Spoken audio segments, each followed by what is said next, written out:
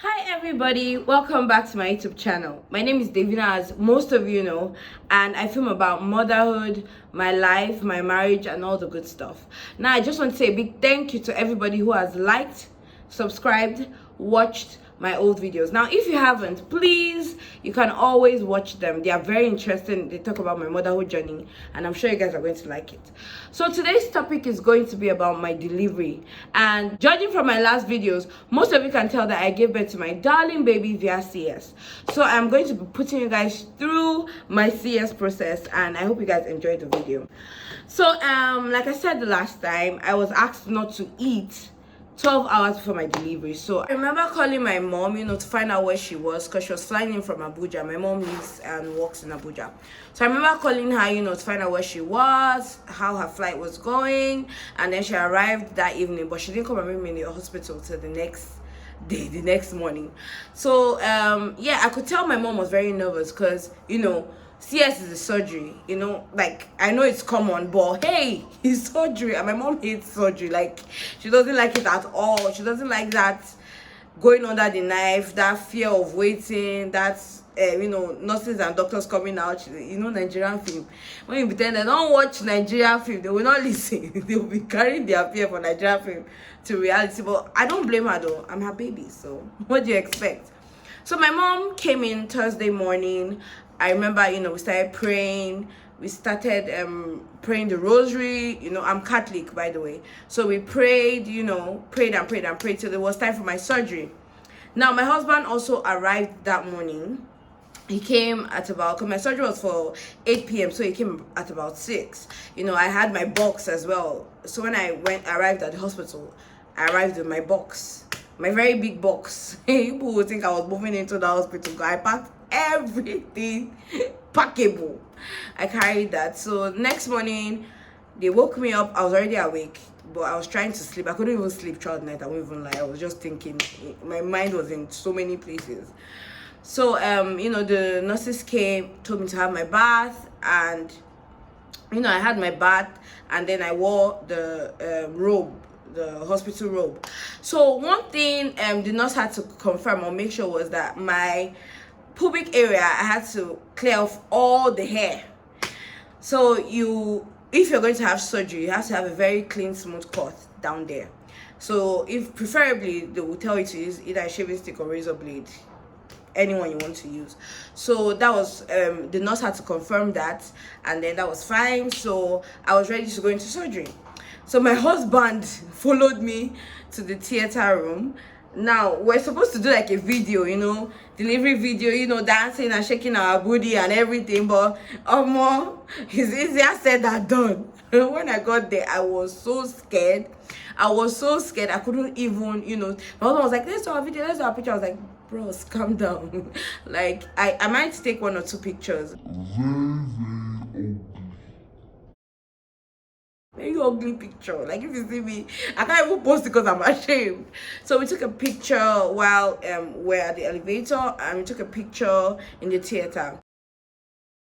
So when we got there, my husband was still waiting outside, but they're trying to get rid of him, which they did. So I lay down on the bed. So he told me to sit down. So time to put is it Anastasia or whatever, to shine on my leg, So I sat down. I sat up, and then I was supposed to bend. So I was supposed to open my leg and bend like as low as I can get. Now that was a struggle for me because my tummy was really big. So when they were telling me bend, I was like, I can't really bend. I'm trying. So that was a long process, but finally it entered. So I started feeling like cold chills on my leg. People of God, I stopped feeling my legs. The guy was like, okay, move your leg. I couldn't move it. Now that was a fear something for me. Like, to all those people who have lost their limbs or are going through paralysis, I salute you guys. You guys are, it's not easy to have a functioning leg, and then another minute you can't even feel it anymore. I'm sure most of you are over it, and I'm proud of you. And in fact, we need to have a special day to celebrate you guys. So because that was one of my biggest fear for the CS, like I could not feel my leg. So after that, they had to confirm if I could feel my legs, which I couldn't. They pulled me down, laid me down, covered my face so I could not see what was going on, and then the surgeon prayed, like my surgeons, they decided to pray, because like I said in the last video, the lady that was on the bed I was lost her baby, and they were really devastated, so they didn't want to lose another baby. Now I can tell you the reason why they lost the baby. It wasn't the hospital's fault, in case you might get discouraged. It was carelessness. Now I feel like we mothers, we should stop being careless with deliveries. Like there's nothing like Hebrew woman, blah blah blah, you hold your baby in for so long hoping to push the baby.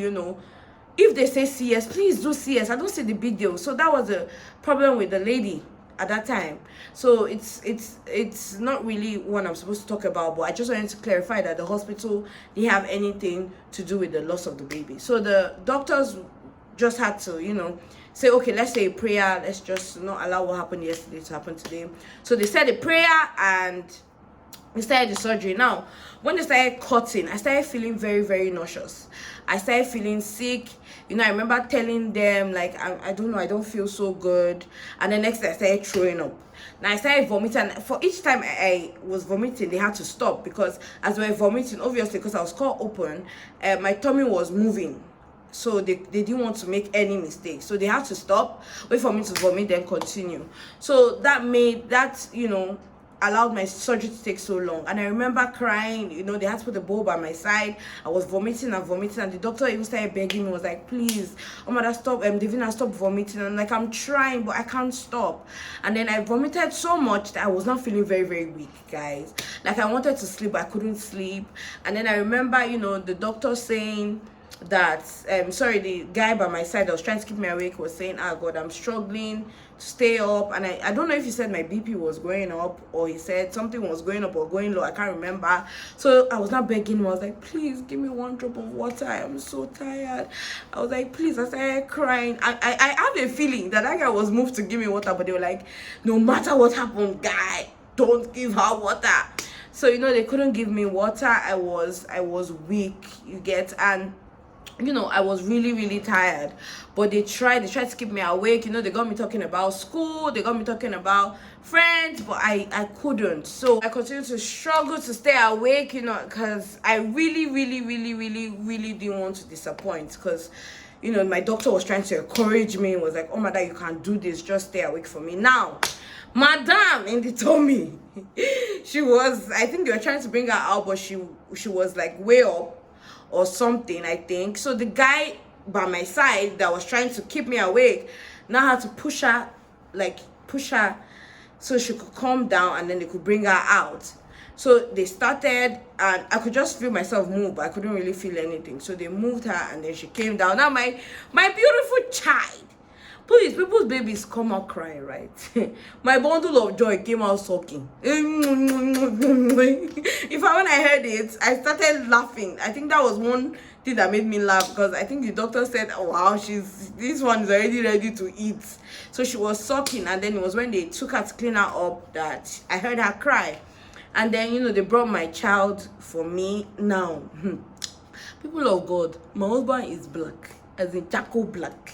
Be the border, at least I'm chocolate in color. Oh man, came out white.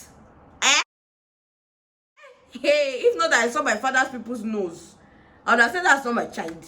So when they brought her, she was crying. They were like, look at your baby. I was like, oh, she's so beautiful, but she's so white.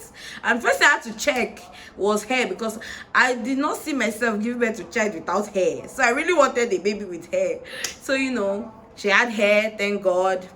She was white, thank God. At least I knew that she would not be black like her father. And then they wanted me to hold her. Now that's one thing I till tomorrow I feel bad that I didn't do, was the whole what do you call that thing, like body to body, skin to skin. Yes, I really wanted to do it with Omena, but I couldn't even hold her. So I remember telling the nurse that I can't hold her, I'm so weak, please just give her to her daddy. So they dressed her up and they gave her to her daddy, but they were waiting for me. Now I was still throwing up, so stitching me up took a while, but you know, the doctors were patient. So I remember I started crying because I don't know whether it was my subconscious or it was actually real, but I started feeling the pain.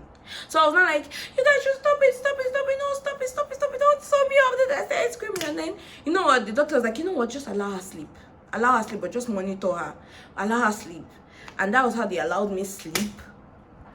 And the next thing, I woke up and I saw my darling husband and like 8 other men carry me, because they had to move me so gently. Now, one thing my sister told me was, for the first 24 hours after your delivery, try not to move. That's when you do the CS delivery, try not to move.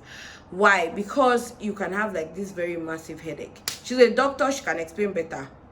I mean, she's doing a video for me right now or tomorrow. Yes, I can't remember when she did the video, but I can also tell her to explain why. But I know that if you move, you will have headache. Like my sister now, she moved when she had her surgery, and that's because she was bleeding. So she had to check. You know, doctors now, they like to feel like doctors. So she had to check herself, and she found out that she was bleeding.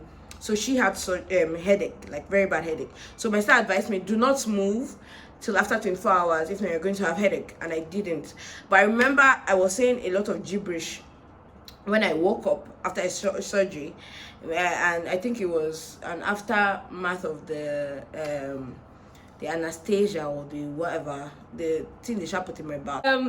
One thing I forgot to mention is that the first thing I did once I woke up, like guys, I wiggled my toes. Like I had to make sure that my toes were functioning, like my legs were functioning. So yes, I wiggled my toes and they were functioning fine, and I realized, oh my God, I am fine. I bless your name, Jesus.